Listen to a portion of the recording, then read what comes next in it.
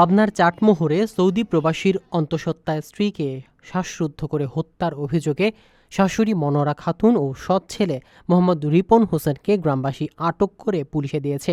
ঘটনা ঘটেছে শুক্রবার ২৯ আগস্ট সকাল ১১টার দিকে উপজেলার মূলগ্রাম ইউনিয়নের আটলঙ্কা পূর্বপাড়া গ্রামে।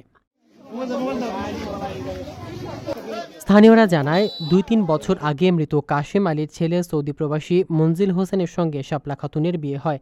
মঞ্জিল বিদেশে থাকায় শাপলাকে মাঝে মধ্যে নির্যাতন করত তার শাশুড়ি ও সৎ ছেলে।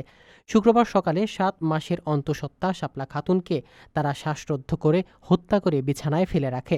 স্থানীয়রা বিষয়টি টের পেয়ে শিপন ও মনোয়ারাকে আটক করে পুলিশে সোপর্দ করে। চাটমোহর থানার ওসি তদন্ত নয়ন কুমার সরকার জানায়, শাপলার লাশ উদ্ধার করে ময়নাতদন্তের জন্য পাবনা মর্গে প্রেরণ করা হয়েছে।